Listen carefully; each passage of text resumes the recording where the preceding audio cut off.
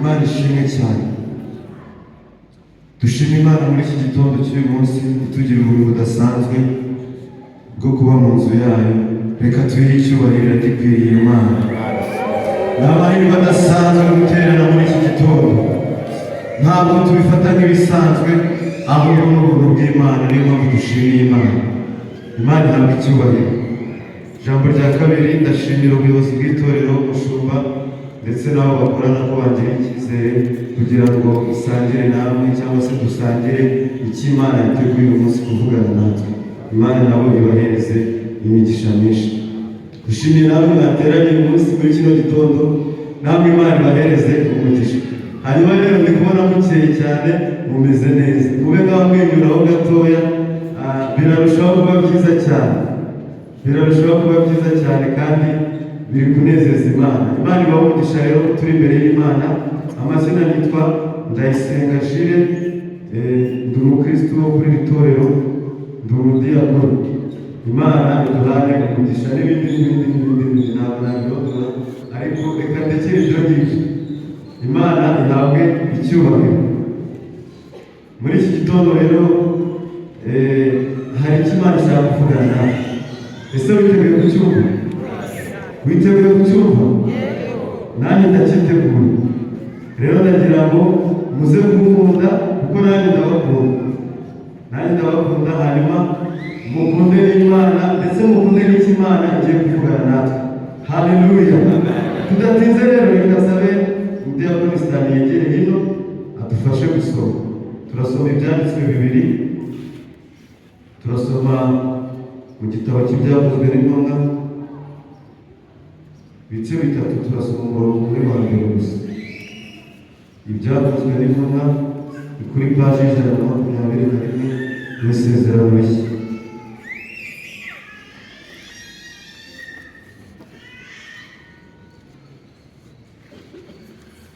Some mu izina rya Yesu. Ibyakozwe n'Intumwa 3 umurongo wa mbere haravuga ngo nuko Petero na Yohana barazamuka bajya mu rusengero mu gihe cyo gusenga aricyo saa 9. Amen. Yasubiramo. Kubona abantu bari bagiye yasubiramo nta kibazo. Nuko Petero na Yohana barazamuka bajya mu rusengero mu gihe cyo gusenga aricyo saa 9. Amen. Dufashe n'ubundi dusome mu gitabo cya Daniyeli ibice 6 umurongo wa 11. Turasoma umurongo wonyine. Paje ni 830 mu Isezerano rya kera. Daniyeli ibice 6 umurongo wa 11. Reka dusome mu izina rya Yesu. Maze Daniyeli yumvise ko urwandiko rwashyizweho ukuboko agiwe, kandi amadirishya y'inzu ye yari akinguye yerekeye Yerusalemu. Akomeza kujya apfukama gatatu mu munsi asenga Imana ye akayishimira nk'uko yarasanzwe agenza. Amen. Amen. Haleluya. Haleluya. Haleluya. Ndashaka kumva haleluya irenze iyo ngiyo. Haleluya. Haleluya. Imana ihabwa icyubahiro cyane. Ndagira ngo tubane mu mwanya mutoya mu gihe kitarambiranye, twumve icyo Imana ishaka kuvugana natwe. Intego yacu rero y'uyu munsi iravuga ngo imbaraga zo kugira ubuzima bwo gusenga bufite gahunda cyangwa se buteguye. Imbaraga zo kugira ubuzima bwo gusenga bufite gahunda cyangwa se buteguye. Ushatse wafata nk'ubwo bufite gahunda. Ubuzima bwo gusenga bufite gahunda cyangwa se buteguye. Sinzi niba mwanyemera babivuga mu ndimi z'amahanga ko numva babivuga neza cyane. Mu Cyongereza bavuga ngo the power of the systematic prayer life. The power of the systematic prayer life. Turavuga gusenga, ariko turavuga ubuzima bwo gusenga. Haleluya. Haleluya. Ndabizi neza ko mwese mukunda gusenga. Ni nayo mpamvu mwaje. Nta kindi cyabazanye, mwaje gusenga. Nanjye nta kindi cyanzanye, naje gusenga. Ariko hari ikirenze gusenga. Haleluya. Haleluya. Hari ikintu kirenze gusenga. Nicyo nshaka ko tuganira rero mu kanya gatoya. Ndabizi turasenga, itorero ryacu rirasenga, mu bishyira amasengesho badutangarije. Kuwa mbere turasenga, kuwa kabiri naho hano hari ababa bari gusenga, kuwa gatatu baba bahari, kuwa kane tuba duhari, kuwa gatanu tuba duhari, kuwa gatandatu tuba duhari, no ku cyumweru turasenga. Ariko muri kino gitondo Imana yifuje tugira gahunda. Haleluya. Tugira ubuzima bwo gusenga bufite gahunda. Nubwo dusenga ariko uyu munsi turagira ngo tubigire systematic. Niyo mpamvu navuze ngo nakoresha iyo terme systematic. Ni ukuvuga ngo biteguye, bifite gahunda. Gahunda kandi itari ya nonaha gusa, ahubwo gahunda ihoraho. Haleluya. Noneho mwabyumvise aho turi kuganira. Mu byo tuvuga byose naho ndi mugane hose ndabaganisha kuri icyo ngicyo. Ndaza kuba puratike rero uyu munsi, kuko ijambo ry'Imana riravuga ngo ubwami bw'Imana ntabwo ari ubw'amagambo, ahubwo ni ubw'imbaraga. Haleluya. Haleluya. Ndaza rero kuba puratike. Turaza kuvuga ariko tuvuge n'icyo twakora n'uburyo twabikora, tuvuge se icyo twabigenza dute. Noneho rero nawe uraza gusohoka cyangwa uraza gutaha uvuga uti ibi bintu batubwiye ngiye kubishyira mu bikorwa. Haleluya. Niyo puratike. Turaza kubyumva mu magambo, ariko noneho nifuza yuko nyuma yo kubyumva turi buze kubigira puratike, noneho tukabishyira mu bikorwa. Twibutse rero gusenga ni byiza mu buzima bw'umukristo. Gusenga ni ingenzi kandi twigishijwe gusenga mu by'ukuri. Itorero ryacu riri mu matorero asenga, kandi no mu buzima busanzwe kuva wenda wakizwa nanjye nakizwa, abayobozi bagiye batuyobora hirya no hino, bagiye batwigisha gusenga, bagiye banyigisha gusenga, nawe bagiye bakwigisha gusenga, n'uyu munsi baracyatwigisha gusenga. Ni byiza, ariko biba byiza kurushaho iyo tubigize ubuzima. Haleluya. Hari ikirenze gusenga kubera ko ufite ibyifuzo.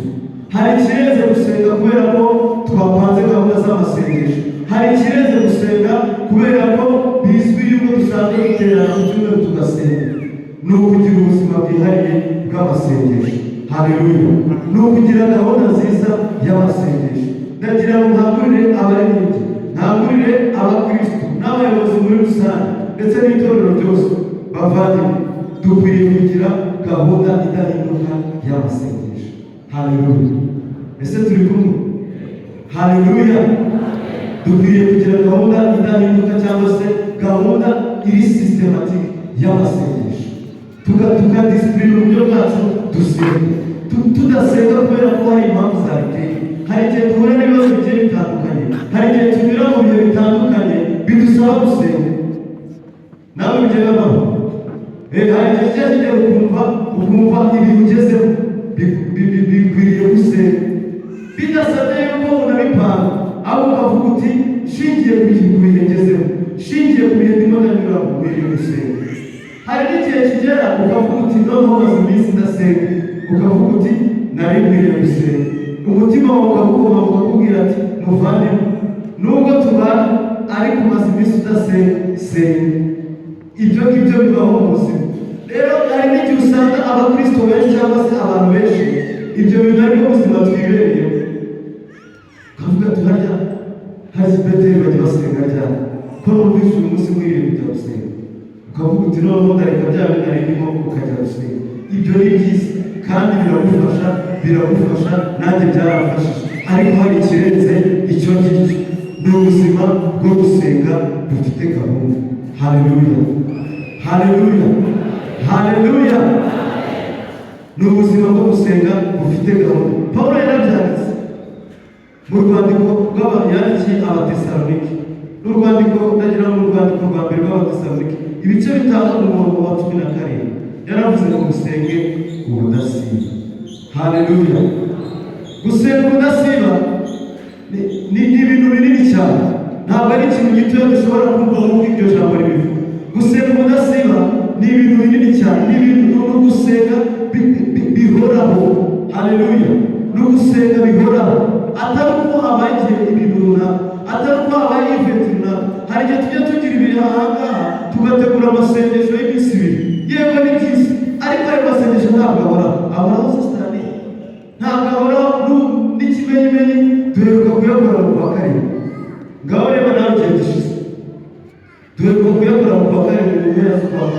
nibwo twaseze kandi mwese muri mwaje ntitwari duhari twese. Hari abagize impamvu zituma bataboneka, hari n'abandi bavuze bati noneho kuri iyi nshuro sindi buyasenga. Kubera iki?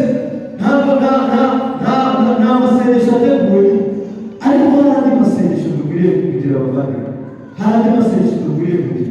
Iki gitondo cyangwa se uyu munsi Imana iraduhamagarira gusenga ubudasiba. Ibyo rero hari ikintu bidusaba, ntabwo ari ibintu byikora.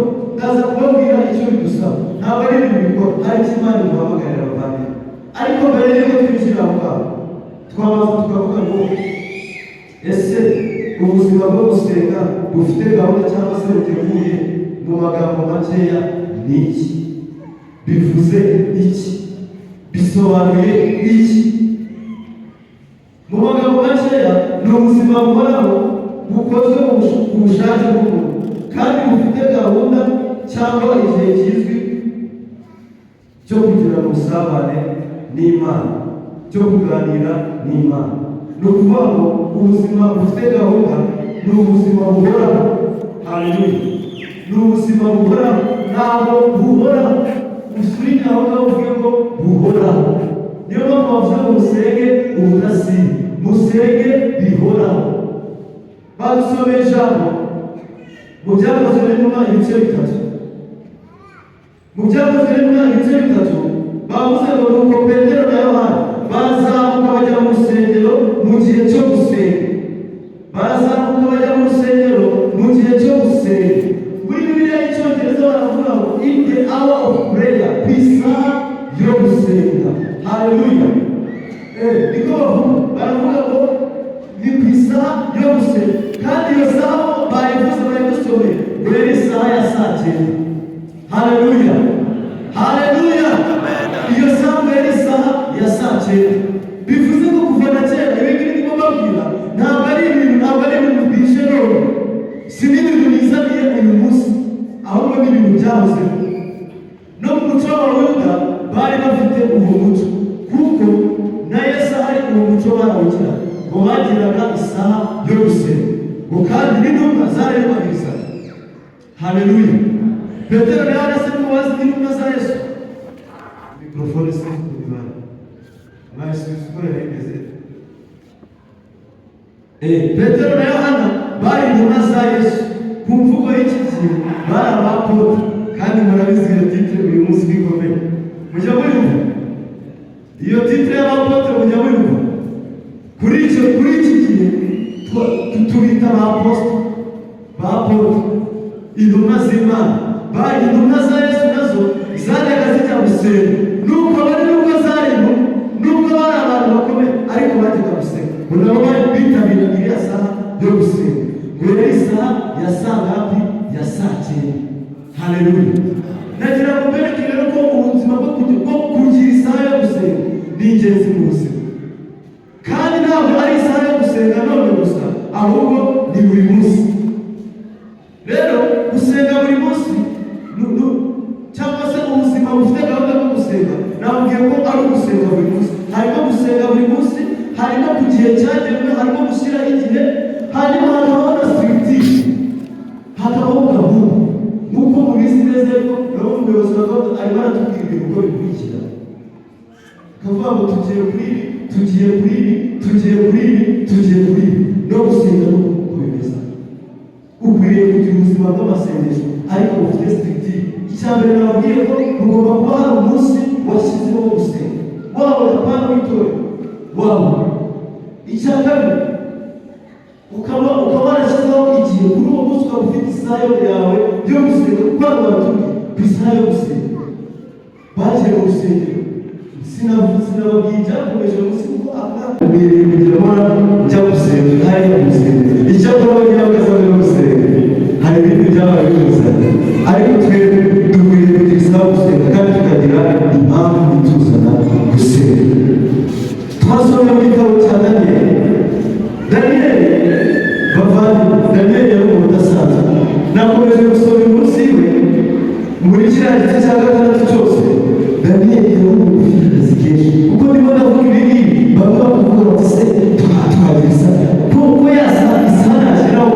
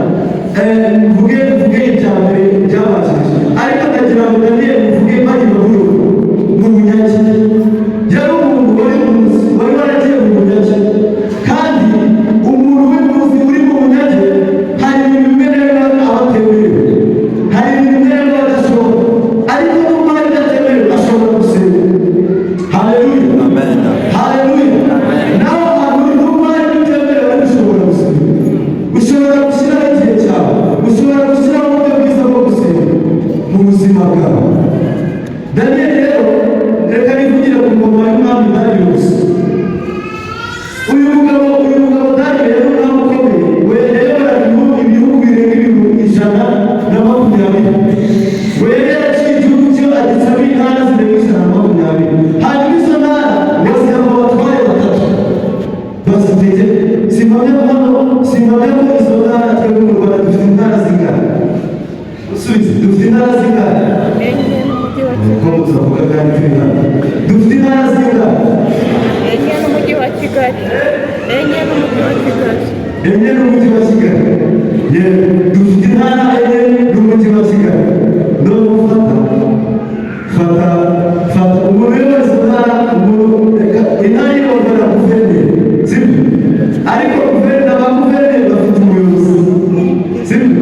None fata uburyo ki umuyobozi uyobora izi ntara zose. Wenda muri iki gihugu cyacu umuntu tuvuge ko premier ministre ariwe uregenze izi ntara zose kuko uyobora abaminisitiri uyobora n'abaguverineri bose biri mu nshingano ziwe. None fata uwo premier ministre abakomeye mu gihugu. Reka twifitire igihugu cyacu gitoya cy'u Rwanda. Ntidufate ngo duturane igihugu cy'u Rwanda inshuro 80 zirenga. Noneho urebe ubukomezi bw'uwo muntu. Noneho ufate twongere dusimukire hariya Babuloni, ufate ziriya ntara 120 zirenga. Hanyuma ufate izo ntara ngombwa yaraziciyeho ibice bitatu. Nabwo yarazihaye abatware batatu. Noneho muri abo batware harimo Daniyeli. Uyu turimo turavuga. Uyu mugabo badusomeye wasenze. Haleluya. Ese turi kujyana? Turi kumwe? Nabwira buri munsi na paratike. Hanyuma rero ufate Daniyeli. Wowe reka dufate 120 tugabane gatatu. 70 ufate Daniyeli wayoboye siko kuri ariko turagereranyije. Imibare igereranyije. Ufate Daniyeli wayoboye izo intara zirenga 70. Urebe akazi yari afite.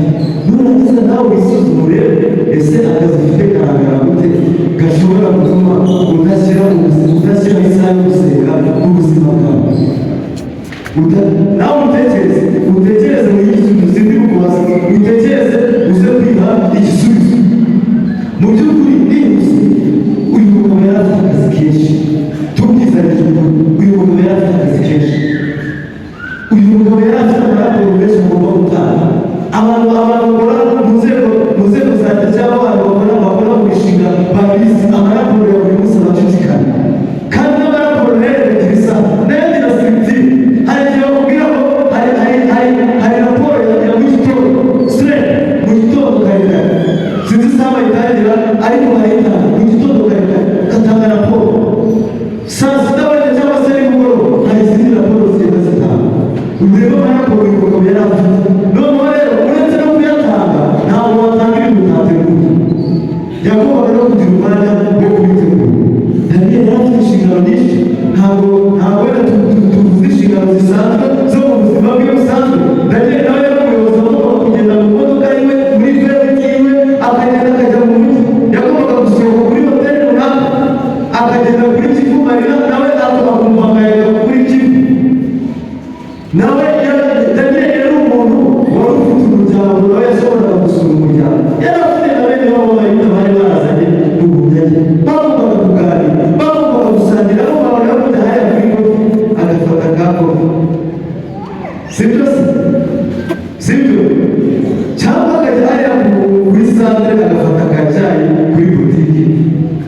Kaba ari nk'abagabo, kaba ari akabaka. Kaba na twa turi twose duhora dufata twa Afrika twa Jindati n'ibindi. Kandi noneho urebye icyubahiro yari afite yagombaga kuganira n'abandi baguverineri. Yagombaga kuganira n'abo bayobozi bandi bakuru b'izo ntara. Yagombaga kuganira n'umwana yari bizi y'umugabo. Tureberamo yego uyu mugabo yari bizi. Ariko se twebwe turi bizi kuri urwo rwego utekereza mutekereze gatoya. Ese twebwe turi bizi kuri urwo rwego ariko uyu mugabo yari afite isaha yose badusomeye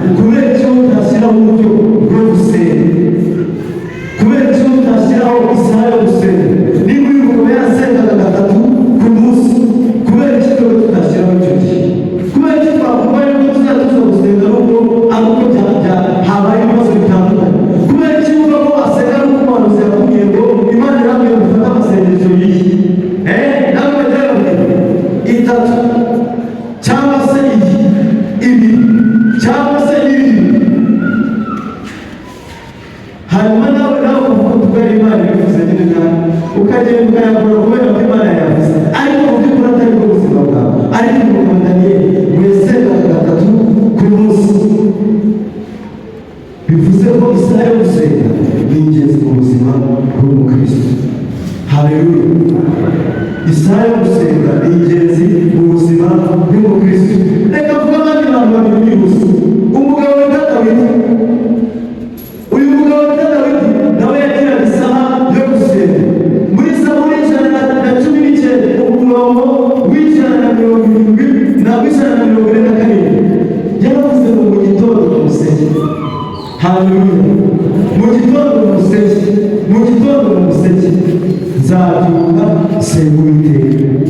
Haleluya! Dawidi nawe yarafite isaha yo gusenga kandi yarumwami. Haleluya! Dawidi yarumwami kandi yarumwami ukomeye. Reka wivugire ku mugabo bita Yesu Kristo akiri hano mu isi nawe yagiraga isaha yo gusenga. Haleluya! Aha ngaha usomera kugira ngo twumve neza muri Mariko igice cya mbere umurongo wa 35. Yesu yari afite isaha yo gusenga. Nubwo yagendaga akora ibitangaza, nubwo yagendaga avuga ubutumwa, nubwo yagendaga hirya no hino akiza abarwayi aho muri mbuge, ariko nawe yari afite isaha yo gusenga. Haleluya! Birakwiriye rero ko natwe twumva yuko ari inshingano yacu kugira isaha yo gusenga. Mariko igice cya mbere umurongo wa 35 haravuga nuko umuseke arabyuka arasohoka ajya mu butayu asengera. Nuko umuseke arabyuka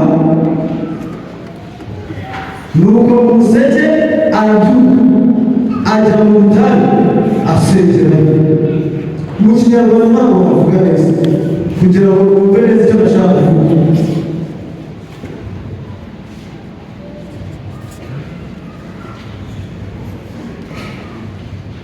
Ni ukuvuga mu Cyongereza baravuze ngo mu museke, ngo mu gitondo kare ngo yarabyukaga akajya gusenga ngo ahantu yasengera. Niko mu Cyongereza Bibiliya y'Icyongereza bivuga ngo ahantu iyo itarivuga ko ari ahantu, bivuze ngo Yesu hano bavuze ibintu bibiri. Bavuze ko yari afite isaha kuko bavuze mu museke. Haleluya! Hanyuma icya kabiri bavuze ko yari afite ahantu yasengera. Haleluya! Mbere y'uko ajya mu zindi gahunda zose, mbere y'uko ajya gutanga ya mitima abantu baba baje kureba, mbere y'uko ajya gukora ibitangaza, ajya muri pawa, ajya mu ndimi, mbere y'uko ajya mu ndimi imbere y'abantu, mbere y'uko aza kuvuga ubutumwa imbere y'abantu, mbere y'uko ajya mu zindi gahunda, mbere y'uko ajya kurobesha amafi kandi arimo n'amafaranga. Muzi ko yagiye atuma Petero aramubwira ati genda hariya wowe uteremo ururobo gusa uragikura ifi uyasarura asangamo amafaranga. Mbere y'uko ajya gukora ibyo byose yari afite aho yasengeraga, yari afite n'isaha yasengeraga. Bavuze mu museke. Haleluya! Iyo bavuze mu museke baba bavuze hagati ya saa 12 na saa 12 mu gitondo kare.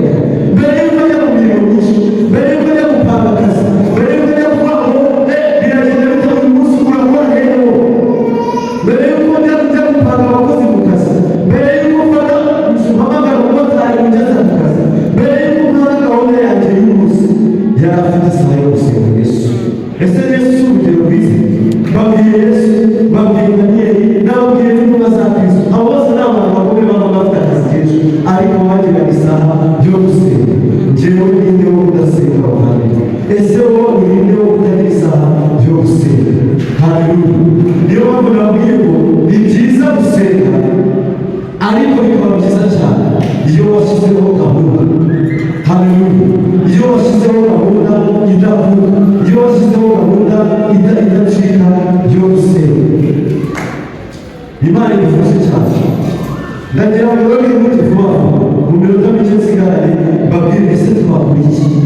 Nari maze kubereka ko ari iby'ingenzi, nari maze kubereka ko ari iby'agaciro gushyiraho isaha yo gusenga. Haleluya! Nari maze kubereka ko ari iby'agaciro, ari iby'agaciro. Hari umuririmbyi waririmbaga indirimbo tukariba hanyuma ngo ndagukeneye Yesu ku manywa na nijoro mu mwanya wo guseka umugisha wawe haleluya mu mwanya wo guseka ku isaha yose kuri gahunda yose aravuga ngo uburyo bw'umugisha wawe ni byiza rero kugira gahunda yo gusenga urashaka kuba umunyembaraga mu buryo bw'umwuka urashaka kuba umuntu ukomeye mu mwuka shyiraho gahunda yo gusenga shyiraho igihe kibonaho cyo gusenga reka babwire reka tuve mu bintu bimwe na bimwe tumenyere mureke tuve mu bintu bimwe na bimwe dushobora twitiranya ko turi abanyamasengesho kandi tutari wowe wasenga kuruta Yesu sitari hari umuntu wasenga kuruta Yesu ubusa wasenga kuruta Daniel niba yarasengaga gatatu ku munsi kandi yari afite akazi kenshi twebwe twapfuye umuziki abo bantu rero ntibumve ngo bari abantu bakomeye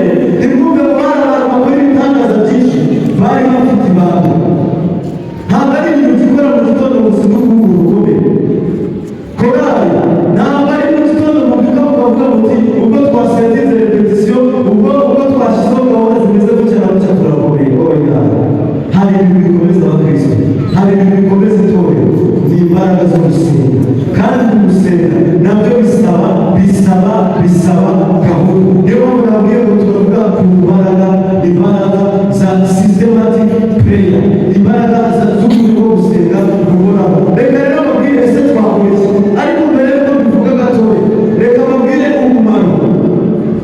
umumaro w'ubuzima wo kugira ubuzima bumeze gutya ndavuga imibare rero nubwo ari myinshi ndabivuga n'inyuma umumaro wa mbere gushyiraho gahunda cyangwa se gushyiraho isaha yo gusenga ndetse n'igihe cyo gusenga umumaro wa mbere biradukomeza mu buzima bwacu bw'ubusabane n'Imana biradukomeza nivuga ko dukomeza biduha imbaraga haleluya ese turacyari kumwe reka tuzamura amaboko turacyari kumwe haleluya baza mugenzi wawe uracyari hano rero mumaze ko ndabona abantu batagira ndabona abantu batagira turacyari kumwe bavandimwe ese bikumvikana turi kujyana ntabwo ari nyuma turi kumwe rero umumaro wa mbere nakubwiye ngo bikomeza ubuzima bwacu bw'ubusabane n'Imana muri Yakobo 4:8 yaravuze ngo mwegere Imana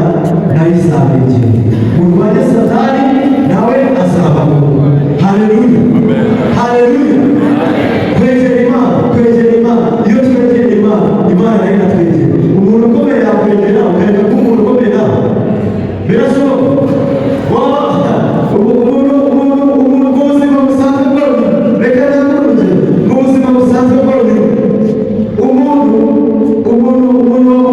umuntu agendana wenda reka mvuge ubuse mvuge umuntu agendana na perezida wa kora rero n'ishyaka mvuge Petero tubibura tubibamo sibyo urabizi ko perezida wa kora aba akomeye atari muri twebwe sibyo se none ufata wa muntu uruhare iruhande rwa perezida iyo tubonye uruhare iruhande rwa perezida bazi ntabwo ibigere byose umuntu perezida yiyegereje ni ukuvuga ngo iyo wiyegereje umuntu ukomeye nawe ugaragara nk'umuntu ukomeye uhinduka n'umuntu ukomeye kuko uwo muntu ukomeye ashobora kuguhindura ukomeye rero Yakobo yaravuze ngo mwegere Imana nayo izabegera murwanye Satani nawe azabaho iyo twegereye rero umuntu ukomeye urebye ubukomezi bw'Imana niyo turimo turasenga turavuga ngo Mana ikomeye Mana imbaraga Mana y'imbaraga Mana y'ubutware n'ubushobozi Mana ikomeye cyane hanyuma rero iyo tuyegereye natwe turakomera mu buryo bw'umwuka haleluya Imana idufashe cyane icyampa tukegera Imana rero nitwegera Imana tuzakomera ariko kwegera Imana rero ni ukugira bwa busa ni ukugira ya gahunda ukavuga iyi saha najya kwegera wa muntu ukomeye ndaza kujya kureba wa muntu ukomeye haleluya icya kabiri byubaka imyitwarire yo mu buryo bw'umwuka iyo dushyizeho uburyo bwo gusenga buhoraho byubaka imyitwarire yacu disipurine bituma tugira disipurine bituma tugira disipurine papa yavuze mu Bakorinto ba mbere igice 9 umurongo waho wa 24 aravuga ngo ndakubivuze ndarwana kugira ngo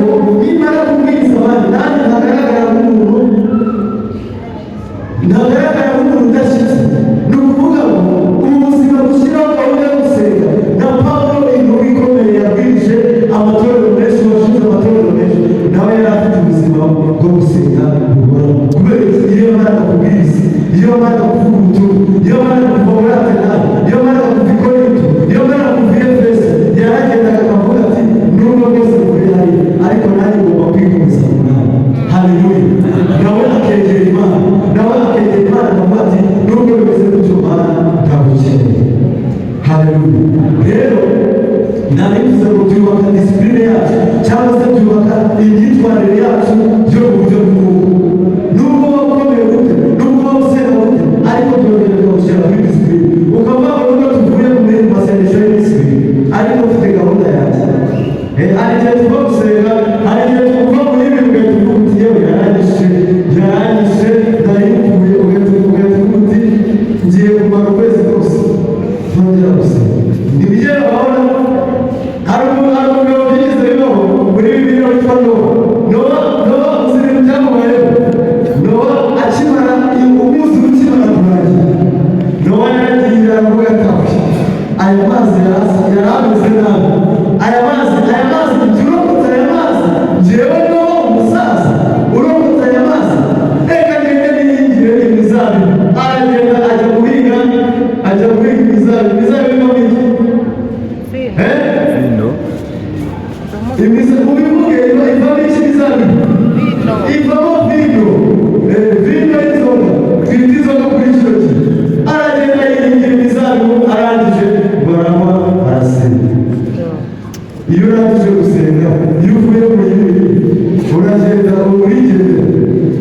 Hari abantu bigendera, ariko iyo washyizeho disipurine, iyo washyizeho imyitwarire y'ubuzima bwo gusenga, niyo uvuye mu y'itanu cyangwa mu y'irindwi cyangwa mu ya 20, kubera ya disipurine washyizeho n'ubundi urugero ugasenga.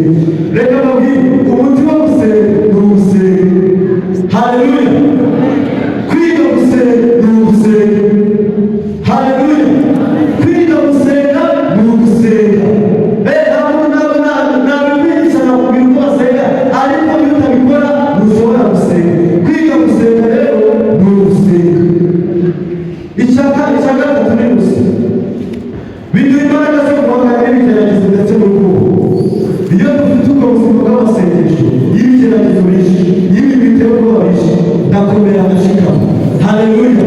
Ibintu byabaye ku mugabo bita Yesu muri Matayo 26:41, sindimo ndasoma kugira ngo twite ku bwoko dufite umwanya mutoya. Yagiye ku musozi arasenga. Icyo gihe ngo yari agiye kujya ku musaraba, abona yaremejwe n'ikibazo, arimo arareba ikigeragezo imbere ye, arimo arareba igikombe, arimo arareba umusaraba imbere ye, arimo arareba uburyo ki bagiye kumutera imisumari, arimo arareba uburyo ki bagiye kumwica. Aravuga ati mbere ajya gusenga. Hanyuma gusenga bimuhereza imbaraga. Marayika uzi ko yari yagiye gukikira nyir'amavuta, arimo bisohoka iki gikombe cy'indege, ariko kubera ko yari yagiye mu mwanya wo gusenga, ngo marayika Imana amuhereza marayika bamuha imbaraga baramukomeza. Haleluya. Haleluya. Amuha imbaraga baramukomeza. Niyo mpamvu yagarutse akabwira Abisirayeli ati nimusenge mutabona umushyi.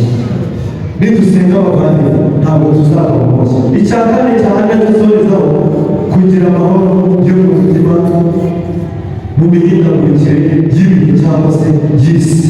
Iyo ufite ibihe byo gusenga bihamye, iyo ubonye umuntu amasengesho udasenga kubera impamvu runaka, iyo ibigeragezo bishe, iyo ibibazo bishe, cyangwa se iyo ibihe bihindaguritse mu isi, iyo ibihe bihindaguritse, iyo akazi karangiye, hanyuma ndetse n'iyo abana bakuvuyeho cyangwa se n'imiryango igutaye, ugira imbaraga bene data. Haleluya. Haleluya. Bituma uhorana amahoro yo mu mutima. Pawulo yandikiye Abafilipi ku bice by'umurongo wa 6 ndetse no ku wa 7, aravuga ngo yaravuze ngo nuko amakwikura amaherezo ngo amahoro y'Imana ahebuje rwose ay'umuntu yamenye bazarinde imitima yanyu ndetse n'ibyo mwibwira muri Kristo Yesu. Haleluya. Iyo dusenga amahoro y'Imana ari mu mitima yacu, hanyuma n'ubwo ibigeragezo byaza tukagira ihumure y'uko bizarangira. Ni gute twakubaka ubuzima busenga? Haleluya. Turacyari kumwe. Munyemerere soze muri iki gihe. Nubwo bose baze kuvuga umumaro wacu,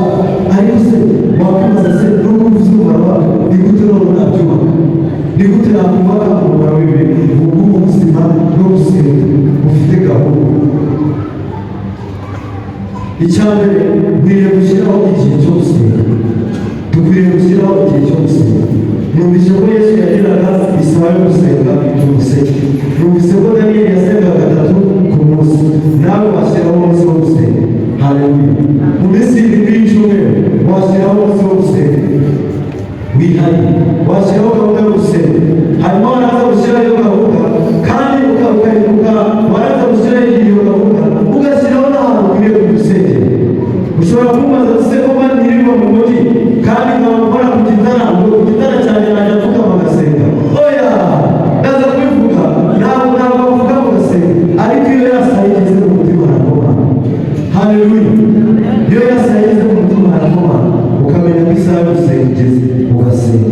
Si ngombwa ngo ubivuge abanyesaku bakuru tumere nk'abafarisayo. Oya, icyo Imana ikeneye ni ukugira umutima, warangiza ugasenga mu mutima wawe. Umusego nawe mu mutima wawe urimo uragenda mu nzira wagenda usenga, urimo urakora akazi wicaye kuri mashini, urimo urakora raporo, waba uri gusenga. Shyiraho igihe, shyiraho isaha, ushyiraho n'ahantu urebe ko bigakura. Ni exercice, ni umwitozo w'umwuka ukwiriye gukora. Hanyuma ikindi, bigira akamenyero, bigira akamenyero. Wibigire ibintu bya none ejo ntutujyane, oya bigire akamenyero. Nubigira akamenyero rero bizakura. Hanyuma ushyiraho structure, twabivuze, ubigire iteraniro ryawe, ushyiraho iteraniro ryawe. Hano mu materaniro murabizi ko dutangira dusenga, tukareba indirimbo mu gitabo, tukakirana, tukakira abaririmbyi bakaririmba. Nawe washyiraho structure, iyo ni structure yo mu itorero, ariko nawe washyiraho gahunda yawe. Muri ya saha yawe yo gusenga, ushobora kuba se ndashyiraho isaha yo gusenga, si ngombwa ngo uhere ku isaha yose, wahera no ku minota 10. Ushobora gushyiraho iminota 10 ukavuga uti ku munsi ku isaha ya saa 9, nk'uko twasomye mu byakozwe n'intumwa, ku isaha ya saa 9 nzajya mfata iminota 10 niherere n'Imana senga. Muri ya minota 10 ushobora kuririmba akaririmbo, hanyuma waraza kuririmba akaririmbo ugashyiraho umwanya wo kurambuka, ugashyiraho umwanya wo gushima Imana, ugashyiraho umwanya wo kwihana, ugasenga, ugasoma n'ijambo. Ibyo byose ukabikora. Soza abavandimwe, biradukwiriye kugira ubuzima bwo gusenga bufite gahunda. Gusenga rero ntabwo ari ugushimisha abantu, ntabwo ari performance, ntabwo ari presentation, ntabwo ari presentation, ahubwo gusenga ni presence, cyangwa se ni ukugira kubaho kw'Imana mu buzima bwawe, ni uguhamagara kubaho kw'Imana mu buzima bwawe. Gusenga rero ntabwo bikeneye amagambo menshi tuvuga, gusenga ntabwo bikeneye amagambo menshi, ntabwo bikeneye kuvuga amagambo atondekanyije, ntabwo bisaba kubinoza mu kuvuga cyane, ntabwo bisaba kumenya gutondekanya amagambo, kuko abantu bamwe tuzi bazi gusenga neza, hari abantu bazi gusenga neza, ariko icyo cyose cyo bisaba, ahubwo gusa bisaba umutima, bisaba kugira umutima wo gusenga. Abavandimwe, ndagira ngo mutekereze gato, uvuga uti ese ibi bintu urabyumva neza, ubanze wumve neza, wumve ko bikwiriye, wumve ko ari iby'agaciro kugira ubuzima bwo gusenga, kugira umwanya wo gusenga. Ndagira ngo rero dusenge icyifuzo wagize muri uyu mwanya, cyangwa se ukurikije ibyo tumaze kuvuga bitandukanye n'abantu babonye bafite gahunda nziza, bari bafite gahunda nziza yo gusenga. Wongere wishakishe umutima wawe, uvuge ngo mu kazi kenshi ndabizi muba mufite akazi kenshi, tuba dufite akazi kenshi, ariko wongere utekereze uti ese birashoboka ko nashyiraho umwanya gahunda yanjye nziza yo gusenga, hanyuma kugira ngo nanjye mbashe kuba umuntu w'imbaraga mu busabane bwanjye n'Imana, kugira ngo mbashe kugira ubuzima bukomeye hamwe hagati yanjye n'Imana. Ndagira ngo rero twubake imitwe yacu,